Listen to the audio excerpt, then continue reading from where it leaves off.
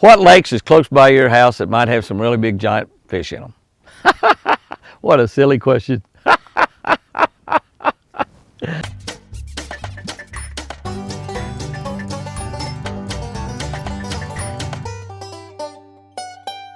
Good morning, guys and girls. April 11, reading from a Catch a Better Life book. If you want your own copy of this, you can get it at Books A Million, Barnes & Noble, Hobby Lobby, Bass Pro Shop, Cabela's, JimmyHouston.com. That's right, you can get it from JimmyHouston.com. And if you want your copy of Catch a Better Life personalized to somebody, they're great gift books. Somebody got a birthday coming up, something that you want to give them a gift, just give them a gift because you're a friend, just because you're a friend. And this is one of the best things in the world because it will create in them a better person. They will catch a better life because of this book. It's got a Word of God for every single day. It's got a fishing tip for every single day and a devotional built around fishing. And it will absolutely change your life. God does that. Doesn't have anything to do with me. Doesn't have anything to do with anything other than once God starts operating in your life on a day-by-day basis, I promise you, He'll do some amazing things. Okay, we're looking at Psalm 37:11. Psalm 37:11 says, "The meek shall inherit the earth." The meek shall inherit the earth, and shall delight themselves in an abundance of peace. They're going to inherit the earth, and they're going to be very peaceful at the same time. Finesse fishing has always been productive. We were doing this back when we was in high school and wasn't calling it finesse fishing. It can put fish in a boat when other techniques won't. The key to finesse fishing is light line and little bitty tiny lures, real small lures. It also helps to slow down a bit in finesse fishing and really relax when you're fishing. This way you can sit back and just be calm and relax a little bit. For me, that's pretty hard. That's almost impossible. I love power fishing, and it's a little tough for me to slow down and take it nice and easy. I like to throw that thing out there, wind it back in. Throw it out there, wind it back in.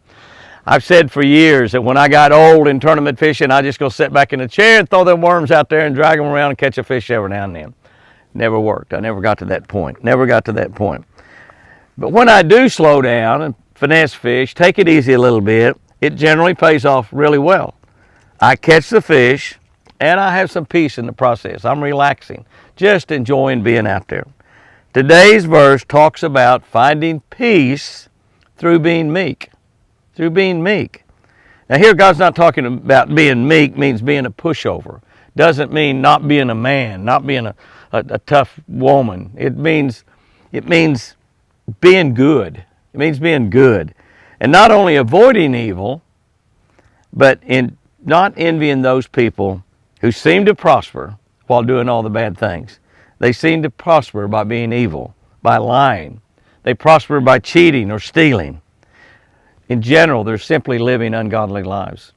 We look at those people that are living ungodly lives and they seem to be super successful. They seem to be prospering. It's easy to get envious of those people. Don't be envious of those people. Don't be envious of those people. Their success, their riches, it's going to go away. It's going to go away. In addition, so many of them will have tremendous strife in their lives. We may or may not know about the strife going on in their lives, but they are paying for being evil. The good, the righteous, will have peace. It says right here, the meek shall inherit the earth, and they shall delight themselves in an abundance of peace. I like it. Here's our tip for today. Search out small state and city lakes for giant fish. That's right, some of the small city lakes. Here in Oklahoma is really what I'm thinking about more than anything else. I'm sure it's that way in a lot of states, but the small city lakes in Oklahoma is where they stocked Florida bass years ago. Now they don't do that all the time, and I don't know if they've stocked them in years and years and years. But the bass that we have in those small city lakes are descendants of those Florida bass.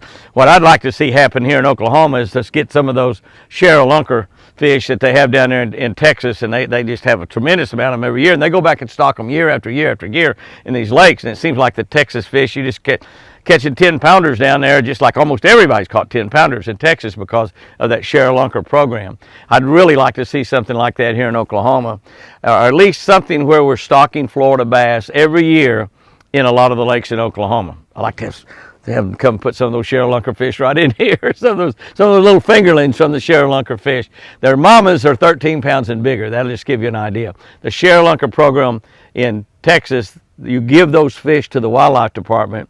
They spawn them out and raise those baby fish, huge numbers of them, into fingerlings, and then go turn them loose in the lake, and then they end up getting huge also. And the fish are just getting larger and larger and larger in Texas, and the fishing's getting better and better and better for giant fish. So, but wherever you are, some small city lakes around where you are, park lakes, have some of the biggest fish in your whole area. Go check them out and whack them. Have you a great one out there, guys and girls, and remember, I sure do love you.